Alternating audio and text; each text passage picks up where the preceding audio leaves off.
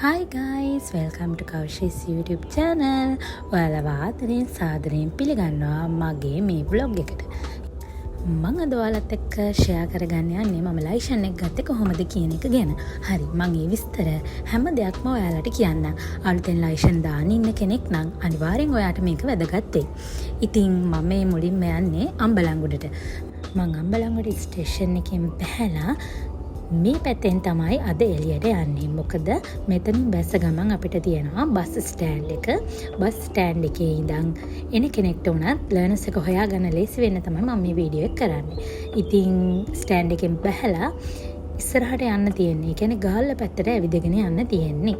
ගාල්ල පැත්තට ඇවිදගෙන යනකොට තරුසේල් එක පහු වෙනවත් එක්කම දකුණු පැත්තට තියෙනවා පාරක්. ඒ කියන්නේ SB එක පැත්තට. SB එක පහු කරගෙන යනකොට තමයි නදිකා ලර්නර්ස් එක තියෙන්නේ. ඔයාලට හොයාගන්න හරිම ලේසි. ඉසුරු බෑග් එක තමයි පල්ලෙහා තියෙන්නේ. ඊට උඩ තට්ටුවේ තමයි ලර්නර්ස් එක තියෙන්නේ. ඉතින් මම මේ ලර්නර්ස් එක තෝරගත්තේ මගේ අම්මගේ තාත්තගේ දෙන්නගෙම රෙකමෙන්ඩේෂන් අනුව. ඉතින් ලර්නර්ස් එකෙන් ගොඩාක් හෙල්ප් කරනවා. මොකද මං යුනිවර්සිටි ස්ටුඩන්ට් කෙනෙක් නිසා මට ඇකඩමික් වැඩත් එක්ක සමහර දවස්වලට එක්සෑම් වැටෙනවා. ඒවත් එක්කලා මම බොහොම අමාරුවෙන් තමයි ලයිසන් එක ගත්තේ. මට යාලා ලොකු සපෝට් එකක් දුන්නා ඒ දිනයන් වෙනස් කරගන්න. ඉතින් මම ජනවාරි මාසේ තමයි ලර්නර්ස් එකට ගියේ ලයිසන් දාන්න තීරණය කරලා. ඊට පස්සේ යාලා මට මෙඩිකල් එක දුන්නා පෙබරවාරි මාසේ මුල. ඊට පස්සේ මම මෙඩිකල් එක පාස් වෙලා මට එක්සෑම් එක ලියන්න හම්බුණා පෙබරවාරි මාසේ අන්තිම වෙනකොට.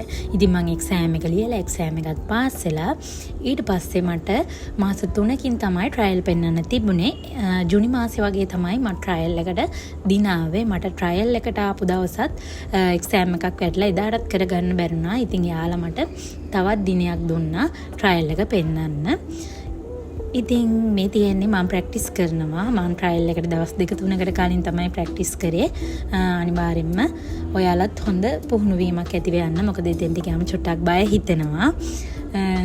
කොච්චර බයිසිකල් පදින්න පුළුවන් වුණත් පොඩි බයක් ඇති වෙනවා. ඉතින් මේ මම ට්‍රයල් එකට ගියපු දවසක් ඉතින් ගාල්ලෙන් බැහැලා ඔයාලට පයින් යන්න බැරි නම් හොයාගන්න අමාරුයි වගේ නම් අපිට පුළුවන් අනිවාර්යෙන්ම පික්මි එකක් හරි එතන ත්‍රිවිල් අංකල්ලා ඉන්නවා. යාලා හරි අරගෙන මේ රියදුරු ප්‍රවාහන දෙපාර්තමේන්තුව ගාවට යන්න. පයින් යන කෙනෙක්ට නම් හරිම ලේසි.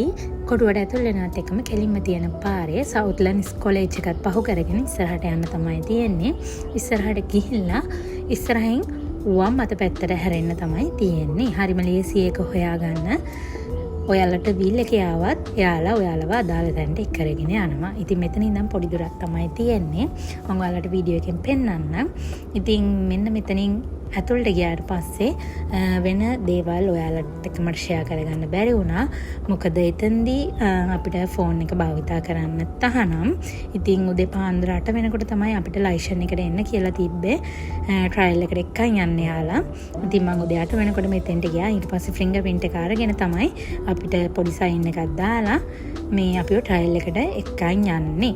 ඉතින් යාළගම ට්‍රාන්ස්පෝර්ට් එකකින් අපිව මේ කරගෙන යන්නේ දෙවට පැත්තට. ඉතින් මම එතෙන්ට යන්න කලින් දැනගෙන හිටියේ නැහැ. මමත් ඉතින් ෆස්ට් ටයිම් තමයි මෙතනට යන්නේ. මම ඔයාලට යන මාර්ගේ පොඩි වීඩියෝ ක්ලිප් එකක් ගත්තා.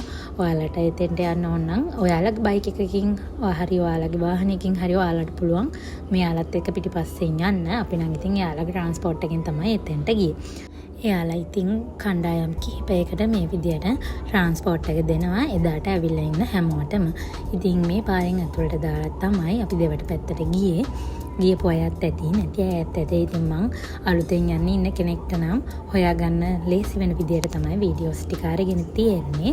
ඉතින් මෙතෙන්ට උදෙන්ම එකන් ගියාට පස්සේ අපිට පුළුවන් එතෙන්ට සර්ලා එනකන් පුහුණු වීම කරන්න. ඉතින් අපිට හැමදේම කියලා දෙනවා කොහොමද අපි ට්‍රයල් එක පෙන්වන්න ඕනේ. ඒ හැම දෙයක්ම අපිට මෙතෙන්දි කියලා දෙනවා. ඉතින් පුරුදු වෙලා ගියොත් ගොඩක්ම ලේසි, නැත්තම් ටිකක් අමාරු වෙයි.